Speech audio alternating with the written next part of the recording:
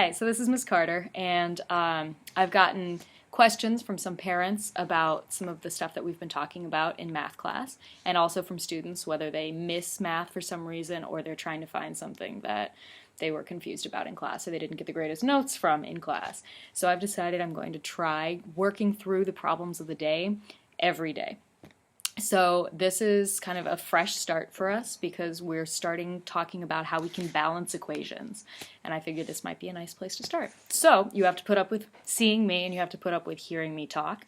And for that, I kind of apologize. But on the other hand, you get to see me work through some problems. So yay.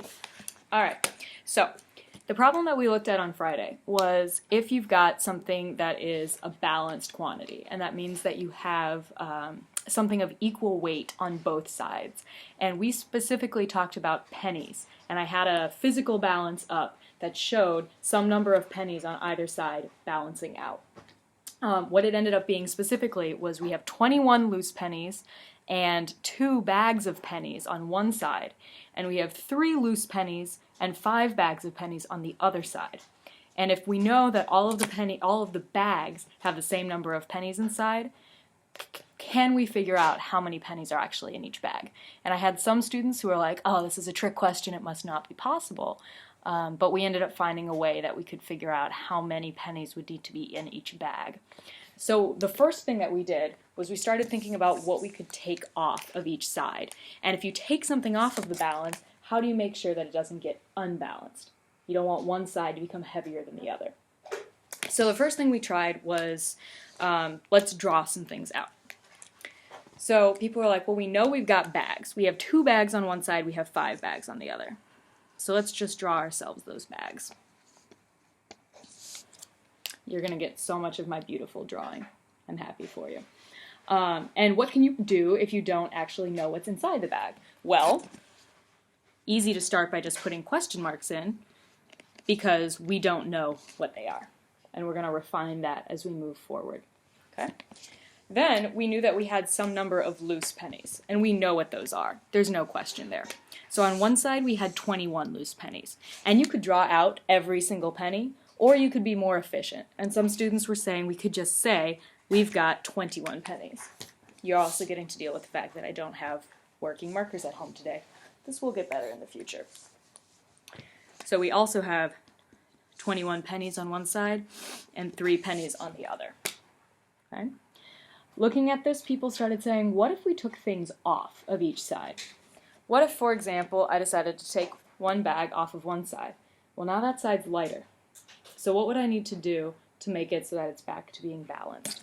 I could take something off of the other side. Okay? And they realized that you could just keep doing that until there was actually nothing left to take off of a certain kind of thing. So here you could take off 2, and we could take off 2 bags from the other side. So we're still even, but we're simplifying what's on each side. Over here we've got 3 loose pennies, so we could just take 3 pennies out of that cup, but then we need to take 3 pennies out of this side as well, which means that instead of having 21 pennies, now we've got 18. So we're down to knowing that we have 18 pennies on this side, and if it's balanced still, we must have 18 pennies on this side. And a lot of kids were like, okay, this sounds a lot like division.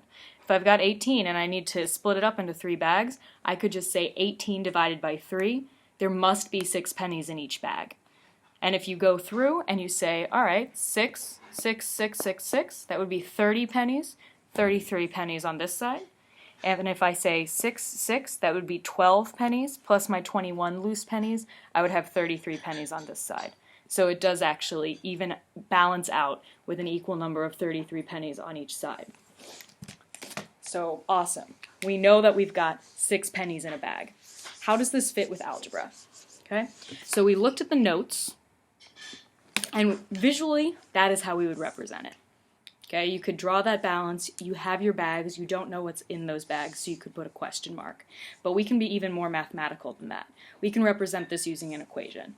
We knew that on one side we had 21 pennies. We know it's 21. There's nothing unknown there. But we also knew that we had 2 things that we didn't know. And where in the picture we showed that as a question mark, here we can just show that as an X. On the other side, we knew that we had 3 pennies straight up, and then we had 5 things that we didn't know. And we didn't specifically talk about this term in every class, but the number that is next to your variable, that's your coefficient. And the coefficient is telling you how many of those bags are there, okay? In future days, we're going to talk about how we can algebraically solve this. So for all those parents who are like, number tricks are crazy, man, this is going to be where we're going from there. How can we algebraically solve this? But this is where we can then take those steps that we were doing physically with the model, and we can show what we would do with the equation here. So the first thing people were deciding to do was to take off 2 bags, maybe. So minus 2 bags from both sides. And then they were saying, okay, we could take off 3 pennies from both sides.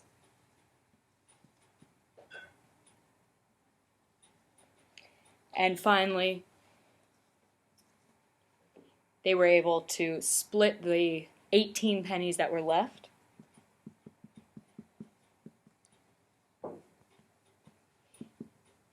into the 3 bags. And you were able to find then what had to be in each one of those bags. And that would tell us that x must equal 6, so that we have a balanced relationship. Okay? So that's at the heart of what we are doing when we're talking about keeping things balanced. You can always find what must be that unknown value so that you have an equal relationship between the quantities that are on either side. We had 2 more problems that we looked at in class before students moved into their practice. The second problem that we looked at was 7x plus 16 equals 4 plus 10x. And this time I told them that they needed to draw the balance for me and that they needed to tell me how they would solve this. So I had a lot of students who were looking at that and saying, okay, well, where are the bags in this situation and where are the pennies in this situation? If it's just pennies, I know it's just pennies. There's nothing that I need to figure out. So that must be the thing that is already known. We would call that our constant. I have 16 pennies on this side, and I know that I have 4 pennies on this side. But then you also have some things that you don't know about. So you have your 7 bags, your 7 unknowns on this side, and you have your 10 unknowns on this side. And instead of putting question marks in, we now know that we could also just say that that's an x. So I have 7 x's over here, and I have 10 x's over here. Then to talk about a process for solving, what can you take off and still keep things balanced? Or what could you do to both sides of the balance and still keep things balanced? Let's start with bags. Looking at it, I know I have more bags on this side. I'm just going to take all the bags off this side that I can. I could take 7 bags off. That, though, if I just left it like that, is going to unbalance my scale. So I need to do the same thing on this side. I'm left with 3 bags over here and none over here.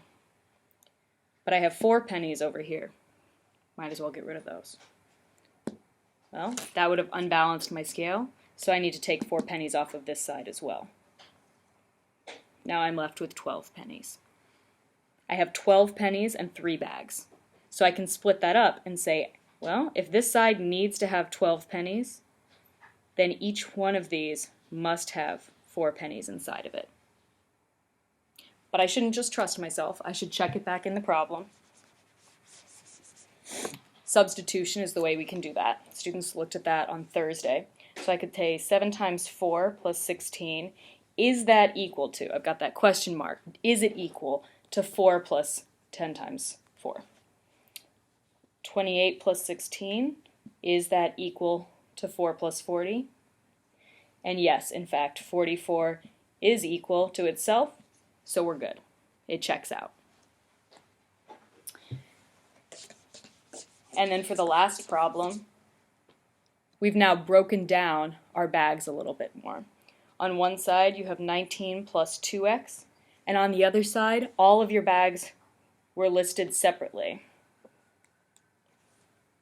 But students realized that's just the same as saying that you had 4 X's. So over here we have 19 pennies, plus our 2 things that we don't know.